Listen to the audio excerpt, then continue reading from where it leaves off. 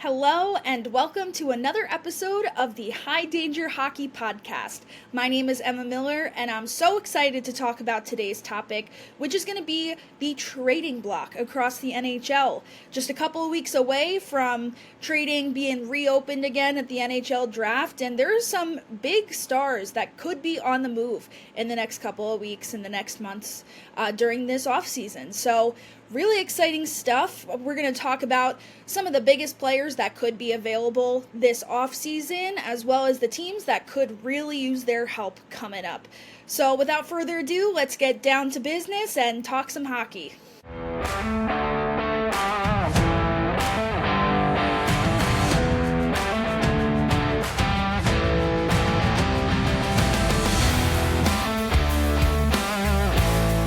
Alright, so as the postseason begins to wind down, Stanley Cup Finals are going to get underway tomorrow.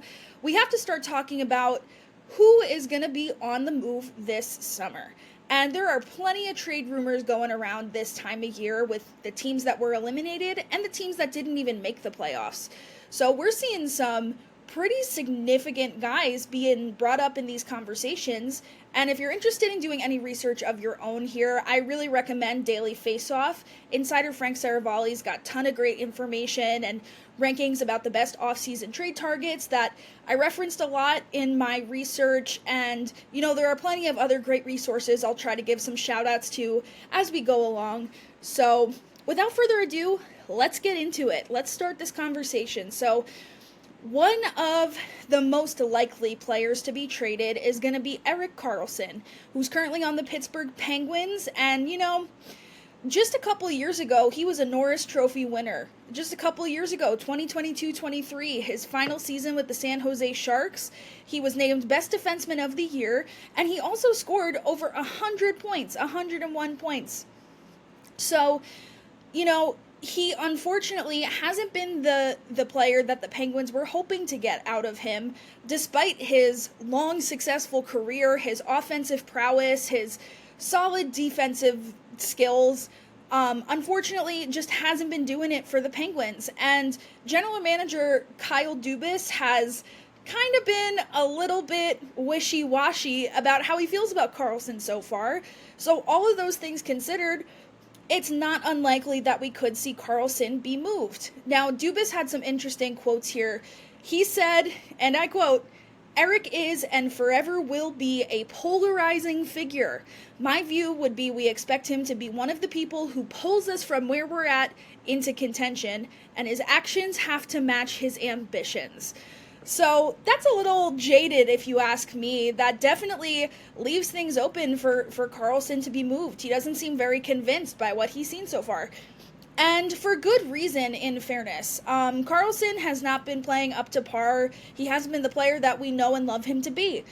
And the Penguins brought him in at a time where they had missed the playoffs for the first time in 16 years. The last time they missed the playoffs was 2006. So 2022-23, they fall just short, and it's a big wake-up call. We're looking at the last years of Crosby and Malkin, and, they're just a couple seasons away from retirement. So not only did they want to give them a last hurrah, but they wanted to get back to contention in a very short window of time. So the trade itself that brought Karlsson to the Penguins was very smart. He seems like the right choice at the time. Now, again, his final season with the Sharks in 23, he had over 100 points. And now looking back at his 2 seasons with the Penguins so far, he's had 109 points in 2 full seasons. He hasn't missed a game with the Penguins. So his offensive production has basically been cut in half from the year before, from his Norris Trophy winning season. All things considered, Karlsson has a lot to offer besides just being on the score sheet.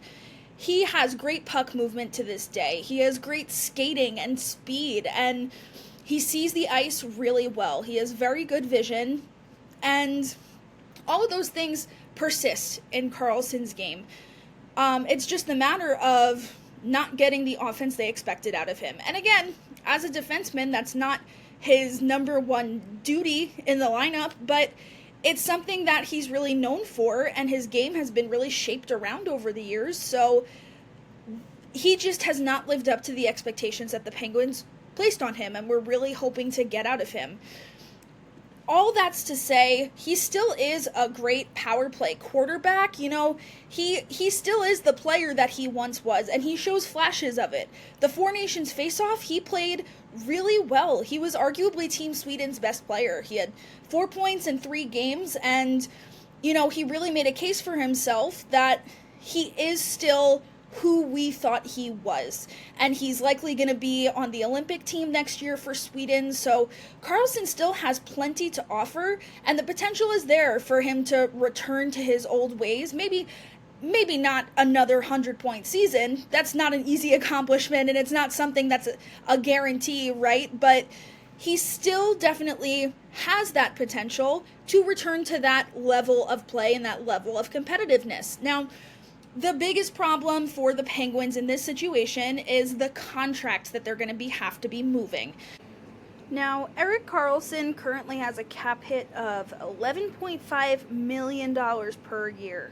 And even with the salary cap increasing for this next season, that's a big chunk of change for a 34-year-old defenseman. It really is. And that's not to mention, he has a full no movement clause. So he has complete control over where he ends up. And those things could definitely be hurdles for the Penguins, who might be trying to shop him around. And if he doesn't like what they're cooking, if he doesn't like the destination, he can veto it. And that's pretty difficult to work with if you're Kyle Dubas. So just considering, you know, there are 31 teams he could possibly go to, and only a handful of those would really be a good fit. But I think an interesting place for him to wind up would be with the Carolina Hurricanes. Now, they're kind of in not quite a transitional period because, you know, they've been perennial playoff contenders the last couple of years. They've had a lot of success under Coach Rod Brind'Amour. So if you listen to episode 1, you would know that for sure. And I definitely recommend you do if you're more interested in the situation with the Hurricanes. But looking more from a financial perspective and a business perspective, they have 2 major defensemen hitting free agency this year who might not be re-signed. Dmitry Orlov, I think, is probably on his way out. And I can say that with a good amount of certainty based on how he played in the playoffs, which was not very good. He was turning over the puck a lot. He was being beat to pucks along the walls. He was losing battles, you know.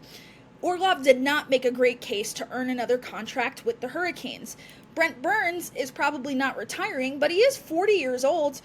He's probably looking for another 1-year contract, and the Hurricanes might not be willing to give that to him.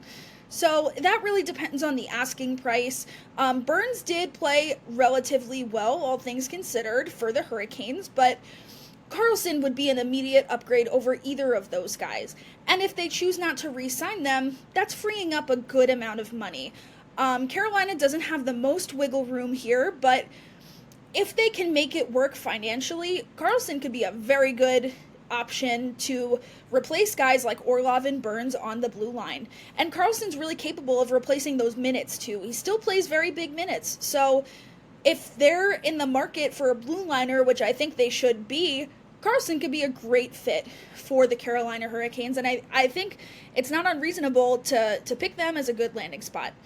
Now, another name that has just recently been brought up in trade discussions is Jason Robertson from the Dallas Stars, and he is emerging as one of the biggest trade targets if he is on the market, which a lot of people speculate that he is. Like I said, this is not a guaranteed thing that Robertson will be on the move, but considering he's entering the final year of his contract, it's not out of the realm of possibility that they might just deal him now and, you know, go into next season with a fresh slate. Because from the Stars team perspective, they are not happy with how they have performed over the last couple of years. They're probably making a coaching change. We're expecting Pete DeBoer to be on his way out the door. And they've lost in the conference finals several years in a row. So they're not getting to the point that they hope to be. They really have the potential to be a Stanley Cup contender, and they just can't get past the hurdle of the conference finals. Very similar to the situation that the Hurricanes are in. So they're looking to shake things up a bit, and they have just brought on a crazy good player in Mikko Rantanen, and he immediately became, arguably the best player on their team and the face of the squad, So once Rantanen came in, Robertson was kind of demoted in the lineup a little bit.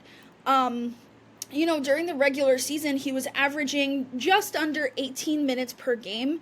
And then when you look ahead to the playoffs, he was only averaging just under 16 minutes per game. So that's a big change in a short amount of time to go from being one of the go-to guys on the team to losing that spot, being moved down the lineup a bit. 2 minutes is a big difference at the end of the day. So he's facing a slightly smaller role with his team, and I don't know that he's going to be the most pleased with that. And he was one of the guys that was most vocal about disagreeing with Pete DeBoer's decision to pull Jake Ottinger, which obviously caused a lot of drama on the team and beyond. It caused drama across the whole NHL. And Robertson, after the game, spoke in favor of Ottinger very strongly. And he said, he's the reason that we're here today. We hung him out to dry, and that's unacceptable. So it seems that Robertson is among the players that are unhappy with how their season ended. And like I said, he has 1 year left on his deal. He's only making $7.75 million per year. And I say only, but considering what he contributes to a team, that's honestly a bargain. That's a very good value on his contract. And he really is a pure goal scorer. He's a 2-time 40 goal scorer. He had 80 points in each of his last 2 seasons, and he has the potential to be a top-line scorer for majority of NHL teams.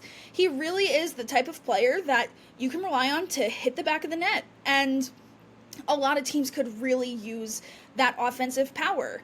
And he really is a great player at the end of the day. He's played a really big role for the Stars. He's also only turning 26 in July, so he's young. He has a very high ceiling.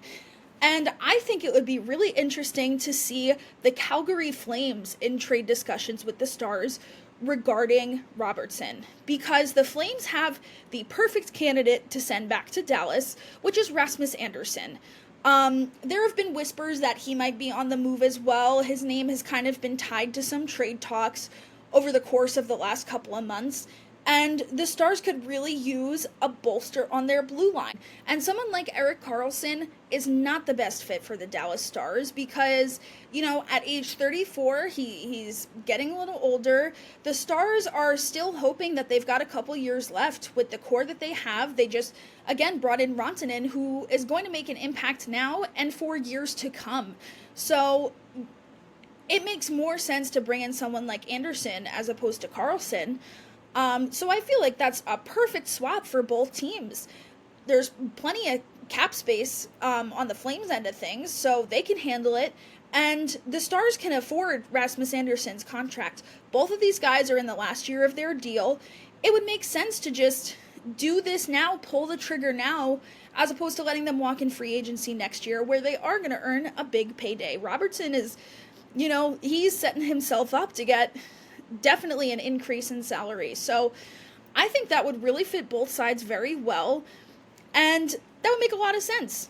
And Bleacher Report actually dove a little bit deeper into where Robertson could end up, but I thought the most intriguing possibility of the teams that they suggested was the Flames. So if you're interested in learning a little bit more about other teams that might be interested in Robertson, I definitely recommend going ahead and finding that Bleacher Report article and doing some more reading. Now, another trade candidate that I was a little bit surprised by when this news first broke a couple months back is Chris Kreider from the New York Rangers. Now, this is not a brand new piece of information. General Manager Chris Drury, a couple months back, sent out a league-wide memo and made a list of all the players he was willing to give up, and Chris Kreider was one of them.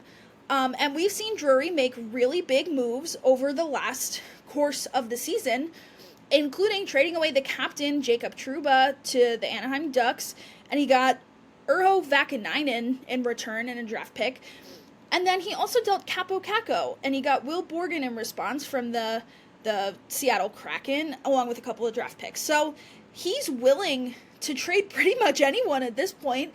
The Rangers are not at the place they want to be, and Drury is not satisfied with the way they have performed since he has taken over as the general manager. Nobody is safe, nobody is safe, not even Kreider, who is 11 goals away from becoming the franchise's second all-time leading goal scorer. He's right there. He has a crazy legacy with this team. He's spent his whole career in New York, and he loves the Rangers. He does not seem very willing to be traded, and that doesn't seem like something Drury is really going to take into consideration that much, because he didn't take that into consideration with Trouba, who was very openly pretty unhappy about being traded halfway through the season. So Kreider could very well be on the move here, and although this last season he certainly underperformed, according to the standards that he has set for himself, he also was dealing with some nagging injuries. He had a wrist injury or a hand injury, I believe, and he also had some episodes of vertigo, so he was plagued with some nagging little things that were bothering him, and it's no surprise that taking those things into consideration, he did not perform the way that we expect out of Chris Kreider. Now, again, he's probably not that interested in leaving, but he does have a fairly favorable contract to be moved if you are Chris Drury. So Kreider has 2 years left on this deal. He's making $6.5 million annually, which is a very good, again, similar to Robertson, that's very high value for someone like Kreider, who has so much to bring to the table. When he's holding the puck, carrying the puck, when he's away from play, Kreider has a lot to contribute. He brings incredible leadership to any locker room for sure, and he's very strong in front of the net. I think that's like his identity, and I don't think many people would disagree, that he is very strong in front of the net, and he jumps on those rebounds. He gets a lot of rebound goals, and he is just a very competitive guy. He has a very strong work ethic, and he's a workhorse. Any team would love to have a guy like that on their squad. He is aging a bit, 34 years old at this point, but I still think there's a lot of gas in the tank, and one team that would definitely be interested in him, I think, would be the Los Angeles Kings. They are really hurting for top 6 scoring right now. Nobody on their roster scored more than Adrian Kempe this past year. He had 73 points in 81 games, and they are really needing more support staff here. They have Anze Kopitar, obviously, one of the, arguably the greatest player of all time in Kings history, and similar to the situation that the Penguins are in with Crosby and Malkin, Kopitar is approaching the end of his career pretty quickly, and he's still contributing so much, but, they have their handful of go-to guys, and even still, despite the fact that they have these high-quality, middle-aged, but which is silly when you're describing someone who's, late 20s, early 30s. That feels silly to be like, oh, that guy's middle-aged. But considering the length of an NHL career, yeah, those guys could be considered middle-aged. So they have a great group of forwards that aren't producing as much offense as you might hope. And Kreider would really inject a lot of energy into that lineup, and he's still capable of providing a lot of offense. He's fantastic on the power play, again, with the rebounds, the net front presence, the grit, the physicality that he brings. He would be a very valuable addition to a Kings roster. Now, Los Angeles had their struggles during these playoffs. In the first 2 games of the first round against the Edmonton Oilers, they scored 12 goals across those 2 games. And, they went in with a 2-0 series lead, and Edmonton won the next 4 in a row to eliminate them in the first round. And that's a familiar picture for the Kings. It was a little bit of deja vu. And they did have guys like Kempe really contributing a lot, but they could have used that X factor that Chris Kreider brings. And so if they're looking to continue to compete in the short term, which I think they're very capable of, someone like Kreider would be a fantastic asset to add to their roster. So I would be very interested in seeing that that trade take place, I think it would work for both sides. So all very interesting. Again, that's not the only destination that would want someone like Kreider. I'm sure they would shop him around a bit.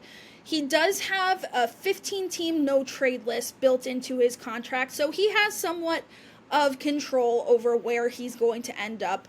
But the Kings seem like a very favorable destination for him, so that would be something to keep an eye on for sure.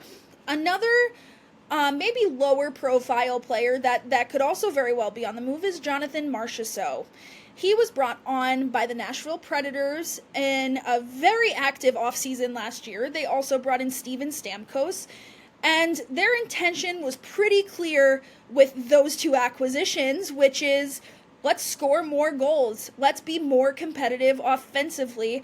And unfortunately for Marchessault and the Predators, he did not have as good of a season as anybody had hoped. Marchessault, he's a former 40 goal scorer. Just the prior season, he scored 42 goals with the Vegas Golden Knights. So he is certainly a great resource to have in your lineup on your top six. But, in his first year with the Predators, that total was halved exactly. He had 21 goals and just 56 points, which is nothing to shake your head at. But I don't think that's what the Predators were buying into when they brought him on board. So those are decent totals, but again, given his track record, how well he played with Vegas, the Predators were really hoping for more out of Marchessault, and they did not have a good season. They finished in the bottom of the league, and these two guys, Marchessault and Stamkos, just did not provide what they could have, what they have the potential to bring to a team, they did not bring to the Predators. So, it would be reasonable to expect Nashville to want to move someone like Marchessault, who I don't think would be difficult to trade. He has a very cap-friendly contract at just $5.5 million per year. Especially with the cap increasing, that's really, a very good value for a fairly small contract, a very mid-range contract.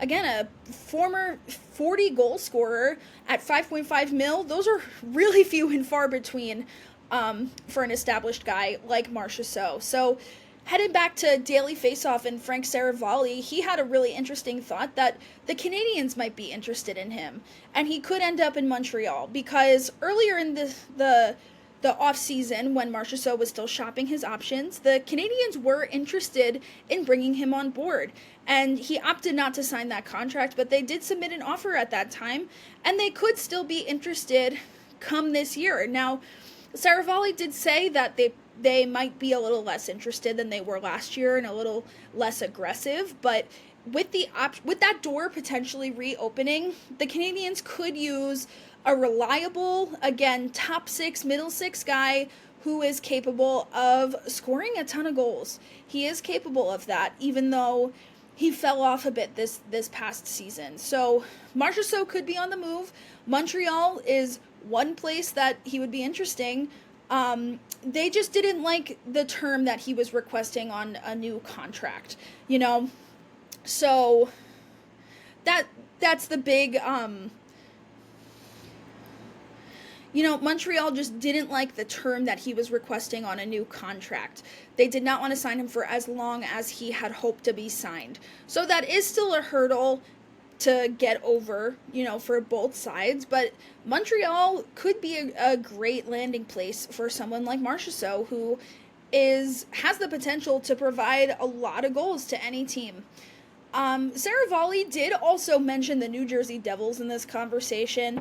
As someone who I consider myself to be very well educated about the New Jersey Devils from top to bottom, I do not think that is a good idea. I like Marchessault. I'm pumping his tires a little bit. I think he's a great player.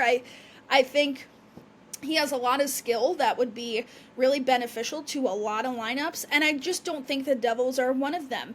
I would prefer the Devils to be shopping for someone more like our next player, which is Marco Rossi from the Minnesota Wild. I think someone like Rossi fits what the Devils want to do significantly better than someone like Marchessault does. Rossi is only 23 years old, and he has a long, successful career in front of him if he can continue to grow and develop in the way that he has in his first few NHL seasons. So Rossi was actually the second highest scoring player on the Wild during the regular season. He had 24 goals, 60 points total in a full season.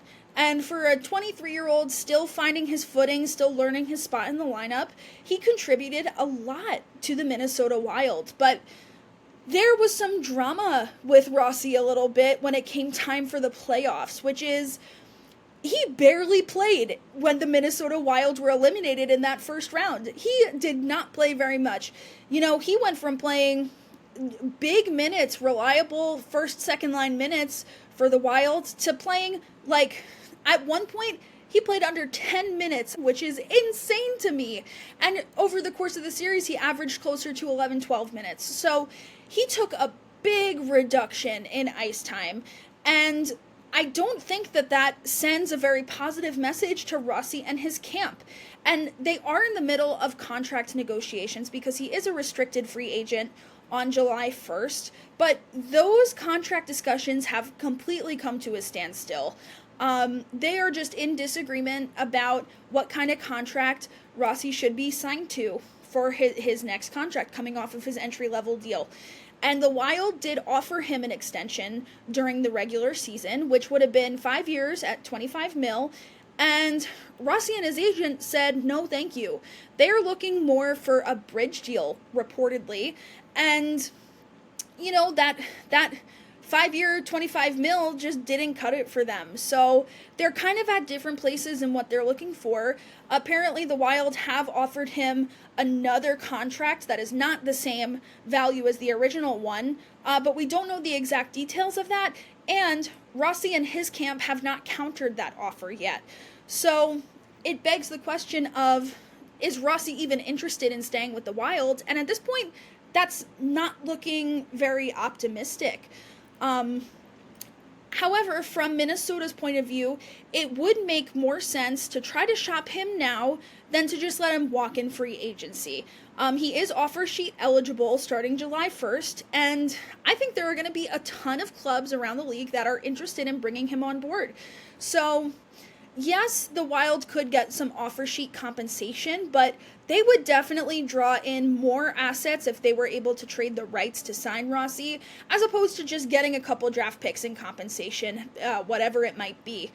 So, someone like New Jersey would be a wonderful landing place for Rossi because they have spots available for him. He would probably play more of a second line role, and they have a wonderful young core to shape around. And the Devils are going to want to start moving away from older guys that aren't producing as much, like Erik Haula and Andre Palat, who are still great players with a lot of skill, but they no longer fit the New Jersey Devils game plan. And someone like Rossi does. They want the roster to be a little bit younger. They want it to be faster and more competitive and score more goals, because losing Jack Hughes to injury this year was a major blow for the team.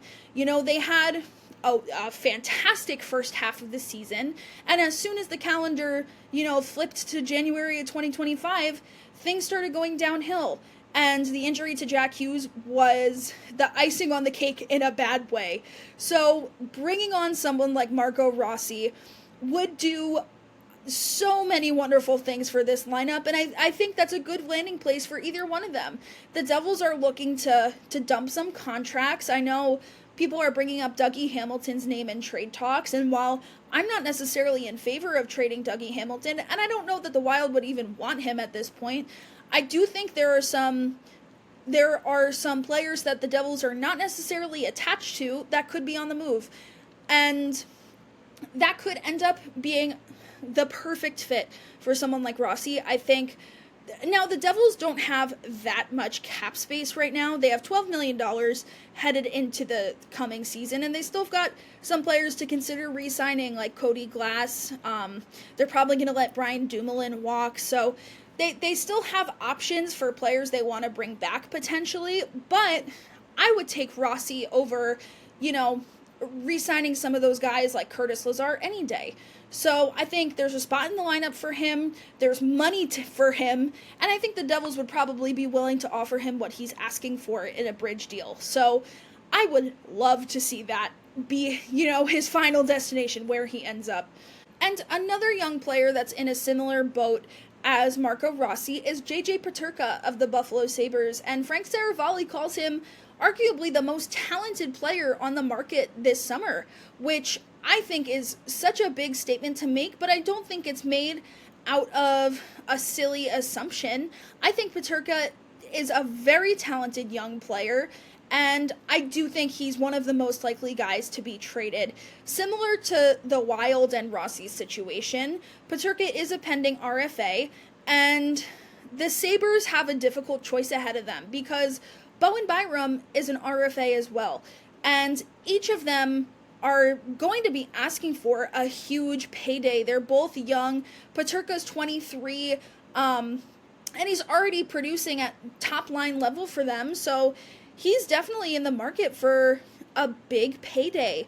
And if it's between Peterka and Byram, and they both want a significant amount of money, one of them's got to go. So because he's in a similar situation to Rossi in the Wild, it would make sense for Sabres GM Kevin Adams to want to shop Peterka around a bit as early as draft day. Because when it comes to Peterka and Byram, it's kind of one or the other at this point. They just don't have the money to give them. If they want to continue to build a deep roster, they can't do that if two of their players are taking up a lot of money, and Rasmus Dahlin makes a lot of money every year. So these contracts will be expensive if they, if these players get what they're asking for. Earlier in the season, Kevin Adams was not in favor of trading Peterka, and apparently some teams were asking around about him at the deadline, and he was pretty firm in that he was not interested in letting Peterka walk. However, Saravalli did say that he thinks that might have changed, just given the fact that they haven't come to an agreement as far as a contract extension. So he could be on the move along with a lot of these other guys. When you consider why the Rangers might want to move away from Chris Kreider, J.J. Peterka could be the type of player that they're looking to bring on board. He's young, he's fast, he scores a lot. He's coming off of a career best season of 68 points in 77 games.